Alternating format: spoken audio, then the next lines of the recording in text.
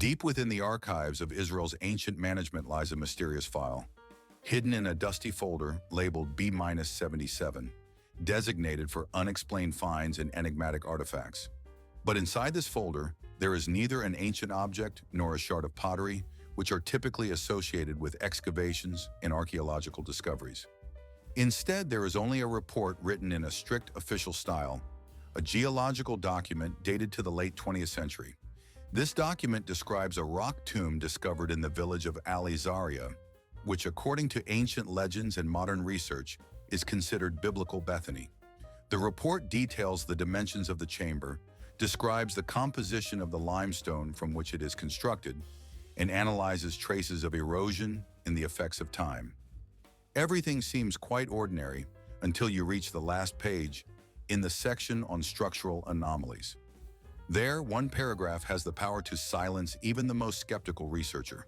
It describes a crack, a fracture in the ceiling of the burial chamber, and from that point on, everything changes.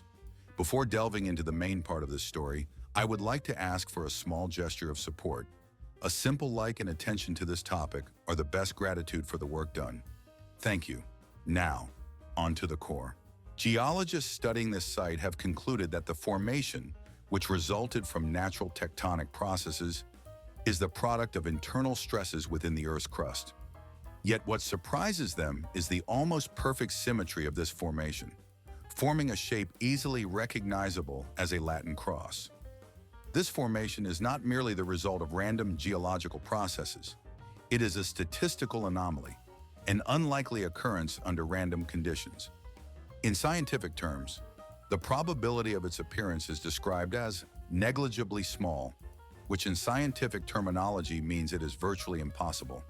And what is even more astonishing is that this unusual formation is located directly above the stone slab in the very tomb that many centuries have called Lazarus's. For approximately 2,000 years, this chamber kept silent, hiding its secrets and mysteries. But when scientists finally gained access to it, they discovered something more than just stones and dust.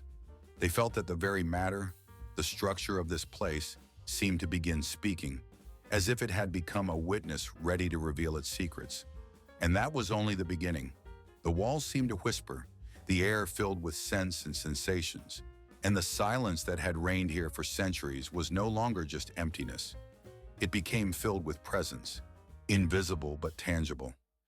Everything happening in this tomb ceased to be ordinary.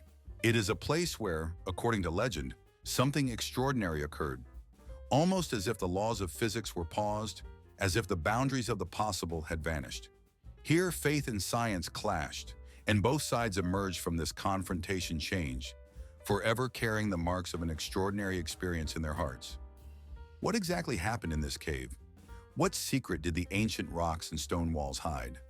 Why did this place become the center of such mysteries that it, like a magnet, attracted researchers and seekers of truth for centuries? All of these are questions that scientists, historians, and theologians are trying to answer. From time to time, new hypotheses and approaches emerge, but one truth remains unchanged.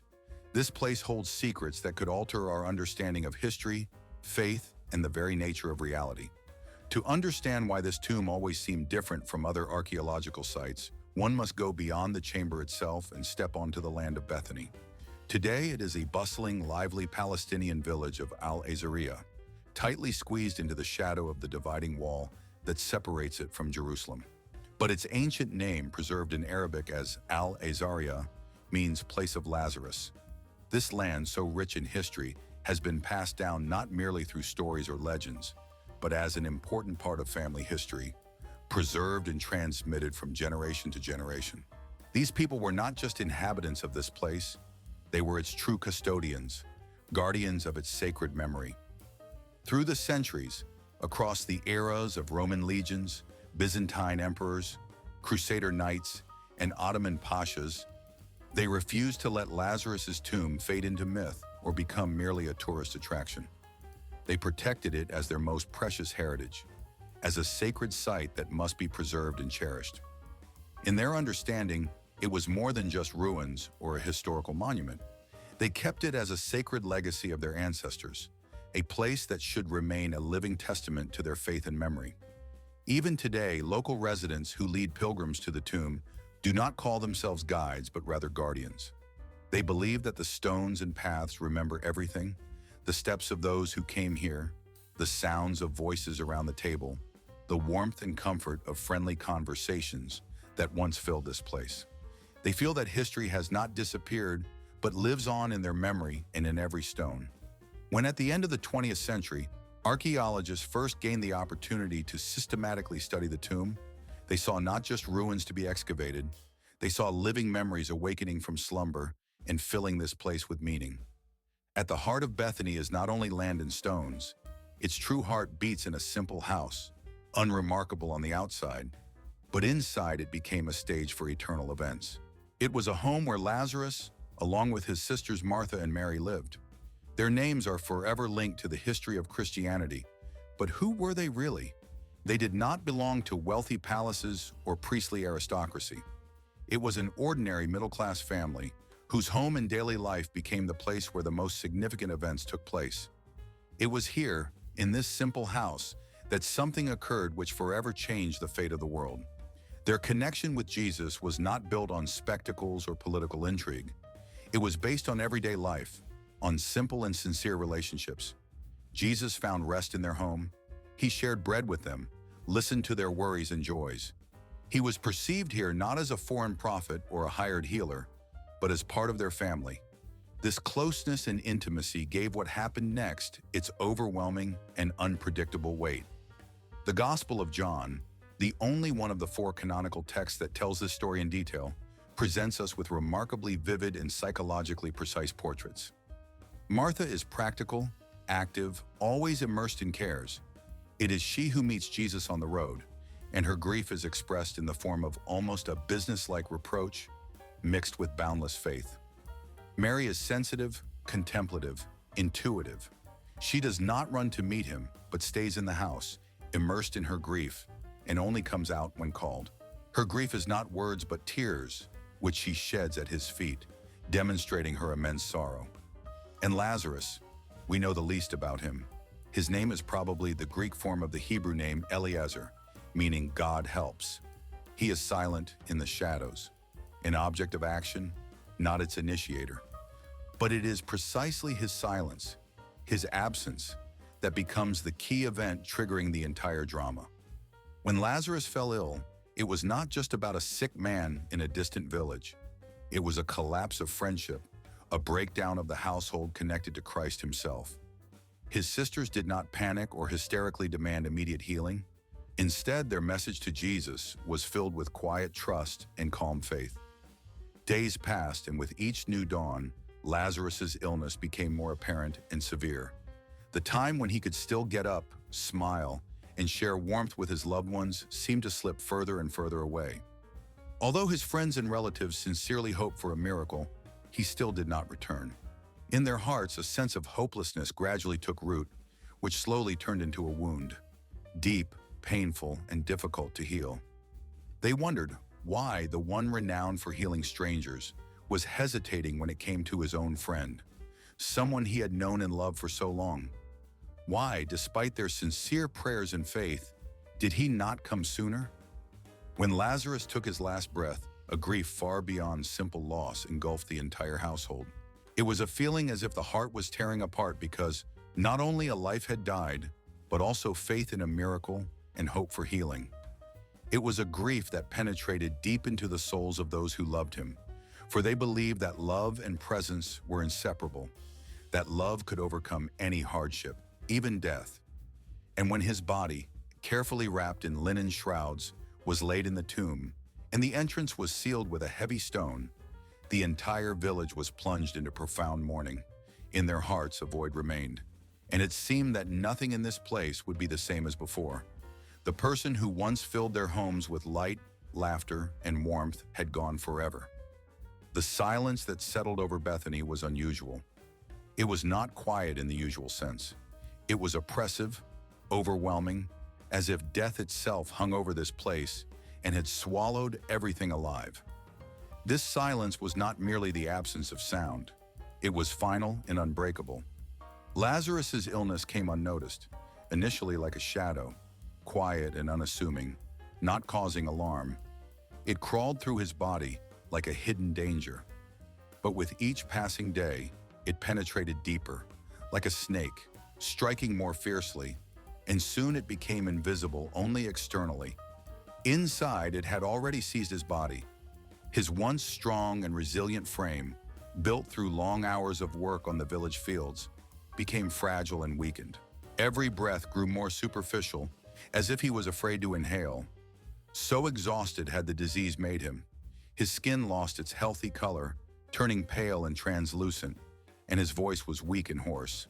During long nights when everyone was asleep, his breathing filled the house with a peculiar sound, quiet but persistent, like the ticking of a clock counting down the last moments of his life.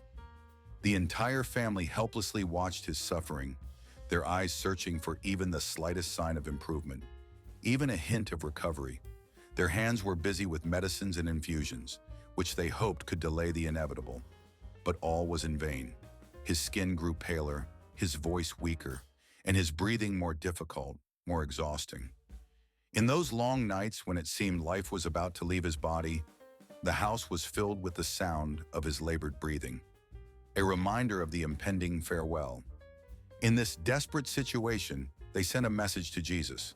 Their message was brief, but it contained all the depth of their trust and hope.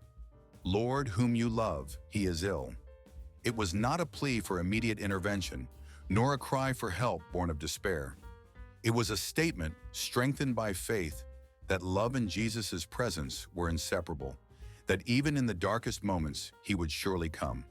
But the subsequent silence proved to be unbreakable. The tomb, it was not merely a place where the body of the deceased was kept. For those days and traditions, it became a symbol of the final point, a boundary beyond which no one returned to life. Into this house where the tomb was located, entered Lazarus, Jesus' closest friend, the man he loved dearly. His departure was not just a loss, but an event that forever changed the fate of those who remained. The first day after his death was shrouded in a foggy veil of grief. The entire house was filled with quiet crying and whispers of comfort. Neighbors aware of the tragedy came to share in the sorrow with the sisters, and their voices echoed through the house like a reflection of grief, filled with heavy sadness. In every corner of this house, in every breath and rustle, there was a sense of loss, as if the very silence was speaking of a life that would never be the same again. The second day stretched endlessly, like eternity. Grief hung in the air like a dense fog that could not be dispelled. Inside the house, every sound resonated with the echo of absence, a feeling of emptiness that grew more unbearable with each hour. The entire atmosphere served as a reminder that there was no life left in this place. On the third day, hope became a faint whisper, barely distinguishable amid the overall noise of sorrow. Some still clung to tradition, believing that the soul of the deceased could return, for according to Jewish beliefs of that time, a person's soul remained near the body for 3 days, hoping for a return. However, by the fourth day, this hope had completely vanished. It was now clear that the soul had left the body forever. The loss was final. Death had proven to be an insurmountable barrier, undefeated and irreversible.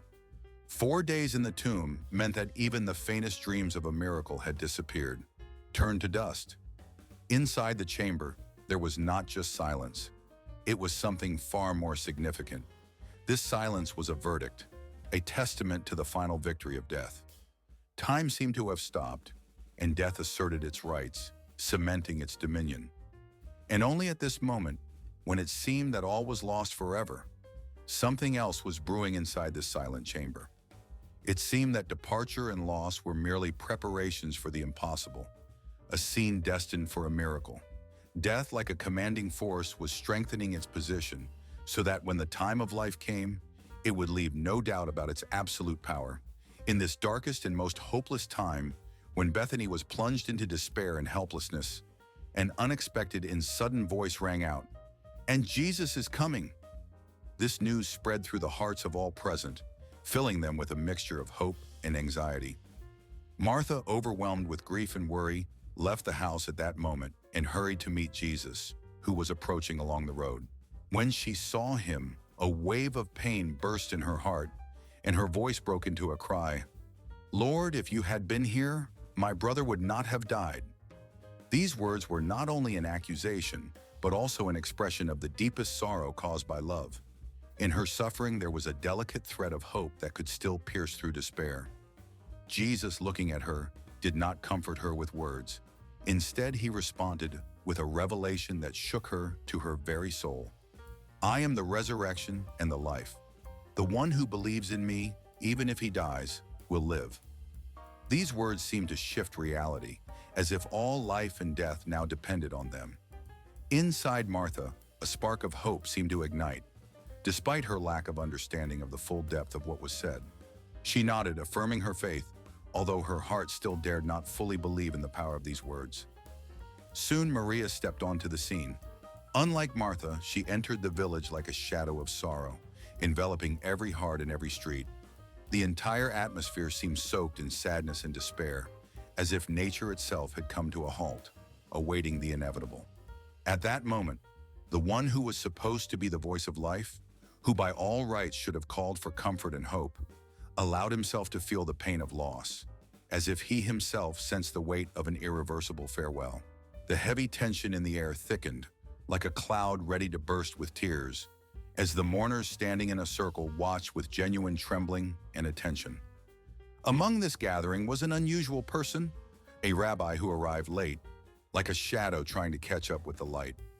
He was the only one daring enough to speak of life at a time when everything around seemed to be sinking into decay and death. This man possessed a power capable of giving grief proportion, as if the strength of his words could oppose all the evil surrounding them. The entire atmosphere seemed to hold its breath, as if even the creator of the world himself was waiting to see what would happen next, holding a premonition of an important event. Then his voice shattered the silence like thunder in a clear sky. He commanded, "Take away the stone." These words sounded with such force that the crowd stirred, as if awakening from a dream, and protests began to rise simultaneously, expressing internal resistance and anxiety. Someone whispered, "Lord, already it stinks, for it has been 4 days since he was laid in the tomb." And his voice trembled with fear and disgust, for something terrible might be inside. Yet despite everything, the men strained to push their shoulders against the stone, and with a loud clatter, signaling the shifting of a heavy weight, the stone was rolled away. At that moment, the air rushing outward carried a sharp, heavy smell of death, like a knife piercing the heart. People recoiled, overwhelmed by intense revulsion and fear. But Jesus, standing among them, did not flinch. He lifted his eyes to heaven and spoke words filled with calm confidence. His voice sounded as if he was not asking, but knowing firmly that everything was predestined. He was like a master who already knew the outcome, and his words rang out decisively, "Lazarus, come out." These words were not a suggestion, not hope. They were an order, absolute and final, containing the resonance of all creation. The entire surrounding silence became unbearable, as if death itself had held its breath, waiting to see what would happen next. Every heart, every beat, seemed stretched into eternity, and suddenly a sound emerged, weak at first, barely audible, then growing more confident. It was movement inside the tomb. The eyes of everyone widened in astonishment. Hands moved instinctively to their mouths to prevent themselves from uttering a word, and their hearts beat faster. Quiet sighs spread through the crowd, and then there he was, Lazarus, slowly, limping, emerging into the light. His body was still wrapped in bandages as before, and his face was covered with a thick cloth. He moved on the border between life and death, as if unaware of where his beginning was and where his end. Before them stood the impossible, a miracle that seemed unattainable. Some people fell to their knees in reverence, tears streaming down their faces, for in their hearts a spark of faith was ignited. Others, seized with horror, recoiled, unable to accept what they had seen. At that moment, it seemed as if history split. Death was no longer the absolute ruler. Life, as if awakening, began to speak for itself. Its voice was stronger than death. Years passed, and when archaeologists first entered that very chamber in modern history where Lazarus lay, the expectations were clear and simple. They intended to catalog the found stone, attempt to understand its structure, measure each part of it, and perhaps find answers to questions that had long tormented humanity. But what they encountered proved to be much more complex and mysterious than they could have imagined. The stone, as if a living organism, defied all measurements and calculations. Its surface and structure resisted linear characteristics, and the silence that filled the place seemed far more alive than one might have guessed. It was as if it had its own will and communicated with them without words, transmitting an elusive memory of ages past. One of the researchers, later recalling these events, described them not as an entry into a tomb or a simple burial site, but as an initiation into some presence, into a space filled with ancient power and meaning that could not be fully understood or explained. And it turned out that the information hidden in this place was not limited to just the stones. On the contrary, it permeated the entire atmosphere around, filling the air with a special, intangible sense. The next discovery shocked even the most skeptical scientists and experts. Right above the spot where Lazarus's body once lay, a crack appeared on the ceiling of the cave. Initially, it seemed like a natural fracture, a common defect in the stone, the result of natural processes that had taken place over centuries. But when the researchers directed more light at it, illuminating it more carefully, it became clear.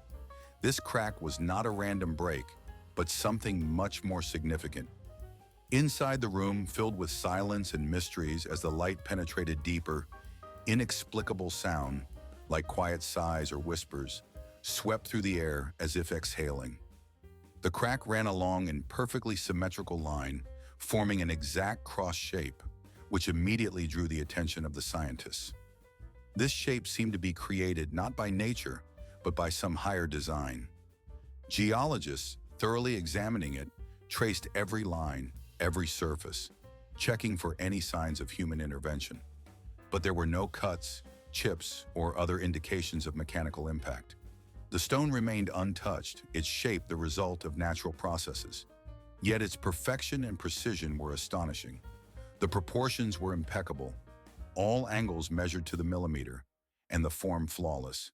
It felt as if the earth itself, nature itself, had signed this mark, as if confirming the special significance of this place. The priests present at this discovery knelt down, their eyes filled with tears. They felt that before them was not just a natural phenomenon, but a sign from heaven. In their hearts, faith was born that this was a seal left by God for humanity. They called it a testament to divine intervention, a reminder that the miracle of Lazarus' resurrection was only a small part of a greater plan. In this place, they believed, it was not merely a burial site. It was chosen by God himself, marked with his hand, preserved for future generations as a sacred testimony. Scientists, in turn, recorded every detail with maximum precision, every measurement and line. But even they could not fully explain the astonishing symmetry, which seemed to contradict all their scientific experience. They acknowledged that geological processes could explain the crack, but not its perfect shape, its exact placement directly above the burial pit, or its age. All of this was like a staggering mystery, surpassing any logical explanation. The probability that such an event occurred by chance seemed so small that it was beyond any calculations or assumptions. For believers, this discovery held special significance. They saw it as a divine sign, a confirmation that God, who commanded Lazarus to rise, was present here. Among the many artifacts and testimonies stored in Lazarus's ancient tomb, especially remarkable were the astonishing finds that evoked deep reverence. One of the most striking elements was the letters in a special combination, Enva, a sacred and revered abbreviation of God's name. These symbols and inscriptions were executed with such meticulousness and care that their creators seemed to understand they were on holy ground, and that each word, each image carried more than just historical significance. Every carving, every stroke told not only of Lazarus's legendary return from the dead, but also of the people who came here centuries later, clinging to the miracle as a living hope. They believed that by touching these signs, they could gain the strength of faith and strengthen their spiritual connection with the divine.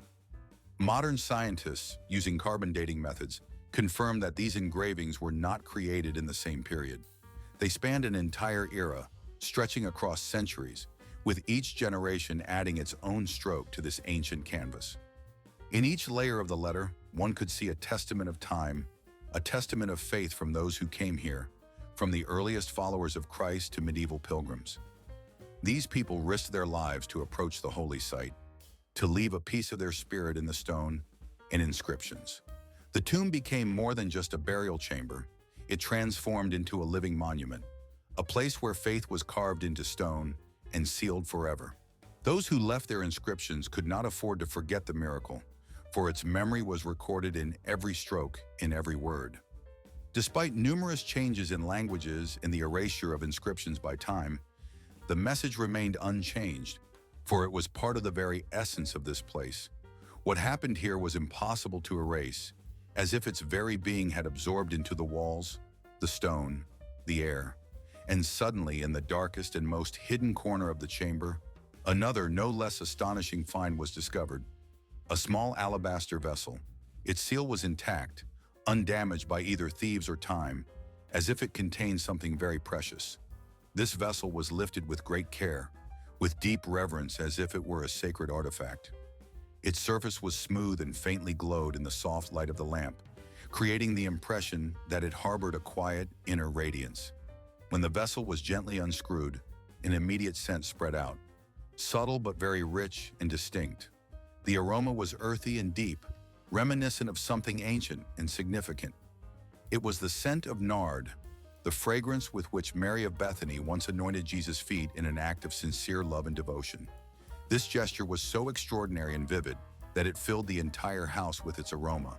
And now, after 2,000 years, this scent remained inside the vessel, hidden in secrecy and tranquility, as if it had been sealed within forever. Scientists studying the contents expected to find only dust or remnants of long-decayed oil, but to their surprise, the aroma still lingered in the air, despite the decomposition of the oil. Its persistent presence became a mystery for the experts. How could the scent remain where even the dust had long vanished and everything had fallen apart? For believers, this was not just chemistry or science, but a testament to continuity. It was a sign of devotion that does not fade over time, but is passed down through memory and scent. It spoke of a faith that has endured through centuries, of love that has not faded despite all trials. When people entered this chamber and sensed this scent, they were overwhelmed by a feeling of deep, almost mystical contact. They felt that by inhaling the aroma, they were somehow returning to the moment when Mary, filled with love, anointed Jesus' feet. One day, someone inside this mysterious place confessed through tears that the sensation surrounding them was heavier than any measurable parameter by instruments. He said that the atmosphere here is so powerful and saturated that it is difficult to put into words. It presses on the heart and soul more strongly than any physical force or scientific equipment could measure. For the villagers who have guarded and preserved this place for centuries, despite all wars, upheavals, and trials, the moment of validation has finally arrived. Their faith and devotion were not in vain. These people, rightfully regarded as the guardians of the sacred corner, always treated it not as ruins or debris, but as a living heritage that breathes and lives its own life. And now even skeptics, who previously doubted and approached these places with suspicion, bowed their heads in respect and acknowledgement. The evidence of this was extraordinary. It could not be measured in numbers or displayed as artifacts in a museum. It was something far more complex and elusive, something difficult to describe with a single word. It was a special atmosphere, presence, energy, or heritage that pressed on everyone who entered here. It was a feeling, as if an invisible burden that could not be shed, and everything here, a stone cracked in the shape of a cross, inscriptions whispering of victory over shadow, a vessel with an aroma refusing to fade, all of it became a living testament, a miracle surpassing any books or traditional stories. These symbols were not merely objects or inscriptions, they were limitless signs of miracle, engraved into the very fabric of the material world, as if into its very foundation. For those standing inside the sacred place, it was absolutely clear that Lazarus's miracle had not vanished with time, nor lost its power. It left its mark, fingerprints on the stone, on the oil, on the air they breathed. The tomb is not just a monument of the past, It is a living testament to eternity, a reminder that the words spoken by Jesus at its entrance still resonate in people's hearts. I am the resurrection and the life. Through the centuries, despite silence, wars, and doubts, the echo of this truth continued to sound, lingering in the air, awaiting the day when science, faith, and human reason would unite within this place that refused to surrender its secrets. Lazarus's tomb stands as a symbol that miracles do not disappear without a trace. They leave marks, in memory, in stone, in scent, and in silence. Even after 2,000 years, they continue to await those willing to enter and listen. What began as silence has turned into a voice that echoes through the ages. Lazarus's story is etched not only in sacred texts, but also carved into stone, sealed in oils, and inhaled with every breath in the air of Bethany. And now, after centuries, it has been reaffirmed once again. If you believe that this discovery matters for the modern world, for our time, do not remain indifferent. Stand with us and share this faith. A huge thank you to everyone who was with us and watched this story until the end. Your support, understanding, and admiration are very important to us. Remember also that it is essential to keep up with news and events so as not to miss anything significant. Let your focus be on understanding that miracles are not only in the past, they are alive today.